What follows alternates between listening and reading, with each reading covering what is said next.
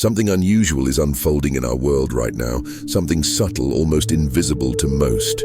Yet, those who have begun to awaken, who can see through the illusions of this collective play, are quietly slipping away. Not with spectacle, not with announcements or rebellion, just a soft retreat, a fading at the edges.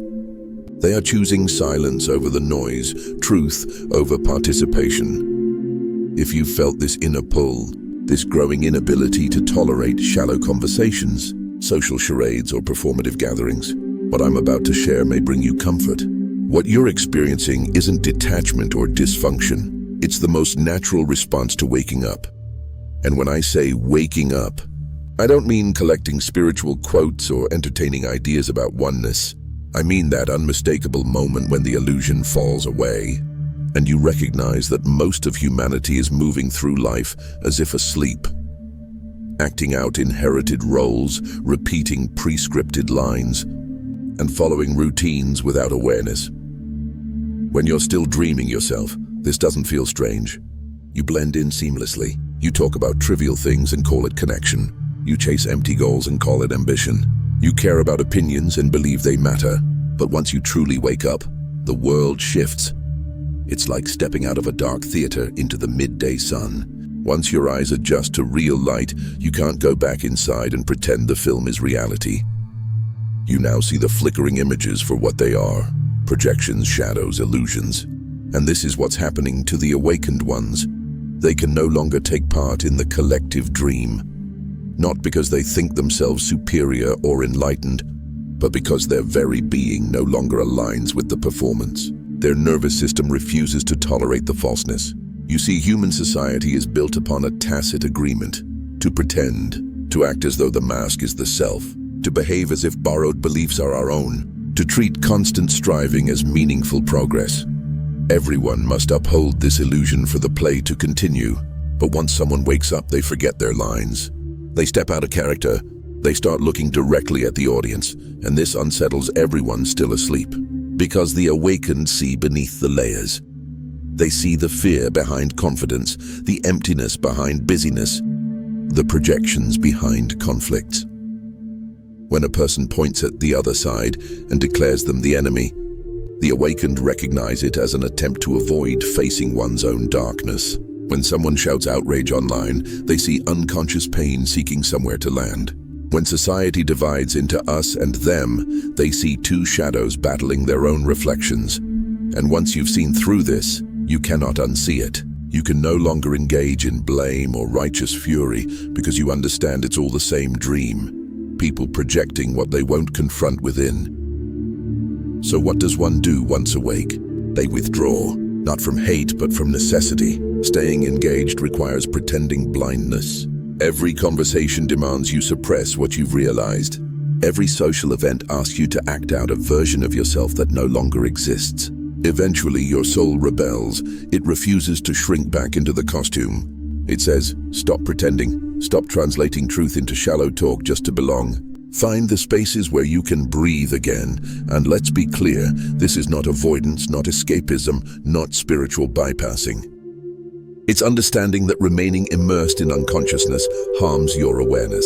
Expecting consciousness to thrive in a world of denial is like expecting a flower to bloom in darkness. It withers. For the awakened, being around sleepwalkers drains energy. It's exhausting to stay aware amid constant distraction, to hold inner clarity while surrounded by fog. You spend invisible effort maintaining presence while the environment tries to lull you back to sleep. And at some point you choose differently. You choose consciousness over acceptance, authenticity over approval, inner truth over belonging. That's when the disappearing begins. You start by stepping away from digital noise. Social media suddenly feels toxic, a stream of judgment, outrage, and comparison. Each scroll feels like wading through pollution. So you stop. You delete the apps, reclaim your hours, and feel your life return.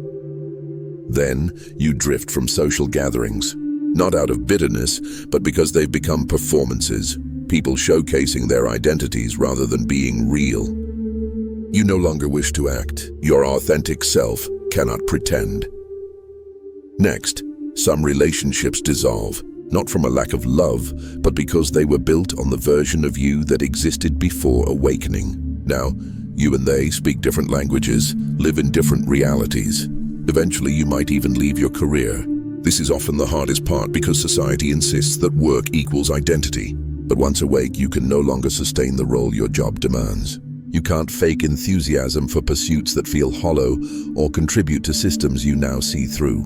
Staying becomes soul death, so you walk away, not in rebellion, but in preservation, and then comes the solitude. Most people fear this stage, imagining loneliness and isolation. But for the awakened, solitude is freedom. You finally realize that loneliness was never about being alone. It was about being unseen. When you withdraw, you discover aloneness, which is entirely different. Aloneness is liberation. It's meeting yourself for the first time. Not the mask, not the performer, but the consciousness beneath. In this stillness, you can finally hear your own voice without the static of others. You can feel your own emotions without absorbing the collective storm. You can ask yourself what you truly believe, what you truly want. This phase, what could be called the hermit stage, is essential. Transformation requires retreat. A caterpillar must dissolve before becoming a butterfly. You cannot evolve while clinging to old structures. Withdrawal is the cocoon. Here, the awakened one is not escaping life but digesting it. They are integrating the unconscious patterns absorbed over years, healing the wounds of inauthenticity, strengthening the ability to stand in truth amidst illusion. It's not easy work. It's far harder than sleeping ever was. Awakening strips away excuses. You can no longer project pain outward or drown discomfort in distractions.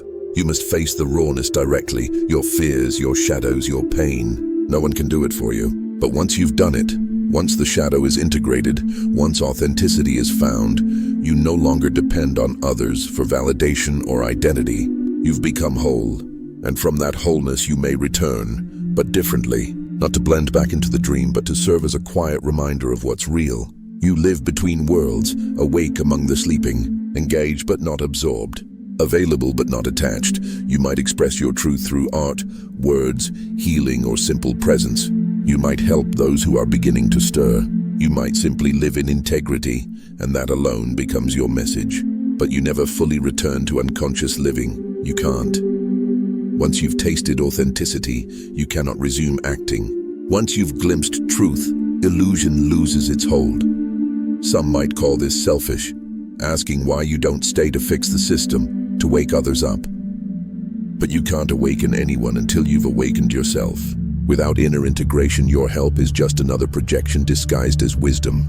You can't give clarity while lost in confusion. The most compassionate thing you can do is fully awaken, to embody consciousness, to become living proof of another way. Then quietly, naturally, you become a beacon for those ready to rise. Most, however, aren't ready. They want to keep dreaming, and that's okay. Awakening cannot be forced. Your task is not to wake the world, it's to awaken yourself, and to hold space for those beginning to remember. This is why the awakened disappear, not out of rejection but preservation. They go where they can live truthfully, where they can grow without constantly defending or dimming their light. They are gathering quietly, in small circles, hidden sanctuaries, new communities built on consciousness instead of pretense. These aren't acts of abandonment, but of responsibility. The world doesn't need more sleepwalkers preaching awareness. It needs examples of it. So if you feel called to withdraw, to stop playing roles, to retreat from the noise, trust that instinct. It is your soul asking for space to expand. Do not resist it and do not apologize for it. Allow yourself the grace to disappear for a time. This isn't an ending, it's the beginning of authenticity. When you emerge, you will not return as you were, but as someone whole. Someone who doesn't perform consciousness but lives it. And remember, consciousness cannot flourish where unconsciousness dominates. Authenticity cannot bloom in a world of masks. Truth cannot thrive amid pretense, so let go. Step back without guilt. Be alone without fear. You are following an ancient rhythm. The same pattern that transforms the seed in darkness into a tree. The same mystery that turns a dissolving caterpillar into a butterfly. Your retreat is not disappearance, it's preparation. You are shaping something the world will one day need. You are not abandoning humanity. You are paving the way for its awakening. You are becoming what others will one day seek, and that is the deepest act of love there is.